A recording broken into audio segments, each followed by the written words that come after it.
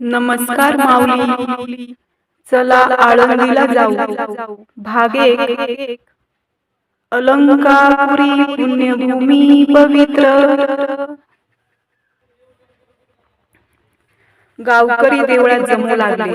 कुंभाराचा गोरोबा आला, न्हाव्याचा सेना आला, विसोबा चांभार आला, राया महार आला, जानबा पाटील आला.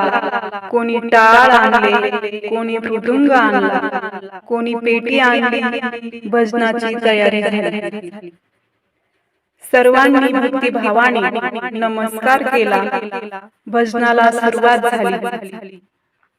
सर्वांनी सुरात भजन म्हणायला आरंभ केला. अलंकापुरी पुण्यभूमी पवित्र, तिथे नांदतो ज्ञानराजा सुपात्र. तया आठविता महापुण्य राशी, नमस्कार माझा सद्गुरु ज्ञानेश्वराशी. झांजा झणानू लागल्या, मृदुंग बोलू लागला, पेटी साथ देऊ लागली. रायाजीने अभंगाला सुरुवात केली. रूप पाहता लोचनी, सुख झाले हो साजणी. तो हा विठ्ठल बरवा, तो हा माधव बरवा. बहुत सुकृताची जोडी, म्हणून विठ्ठली आवडी. सर्व सुखाचे आगर, बाप रखुमा देवीवर. अभंग संपला. ज्ञानोबा तुकारामच्या गजराने देऊळ भरून गेले. देवळाच्या गाभाऱ्यात विठ्ठल रखुमाई होती. ती कमरेवर हात ठेवून भजन ऐकत होती. गावकरी भजनात रंगले होते, नादात रंगले होते. ते म्हणत होते, ज्ञानदेव तुकाराम, ज्ञानदेव तुकाराम, ज्ञानदेव तुकाराम, ज्ञानदेव तुकाराम. सेनाने नव्या अभंगास सुरुवात केली. धन्य अलंकापुर, धन्य सिद्धेश्वर, धन्य ते तरुवर पशु पक्षी.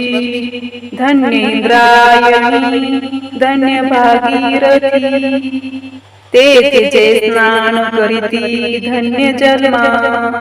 धन्य ते भाग्याचे जाती अलंकापुरा, तयाचा निर्धारा धन्य वंश.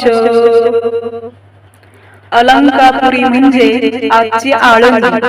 आळंदीला मोठेपणा संत अभंगात गातात.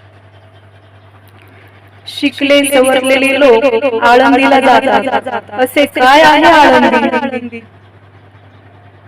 इतर खेड्यासारखेच तर खेडे आहे. ते घरे आहेत, वाडे आहेत, शाळा आहेत, धर्मशाळा आहेत, देवळे आहेत, नदी आहे, माणसे आहेत, रस्ते आहेत. मग संतांना आळंदीचा मोह का?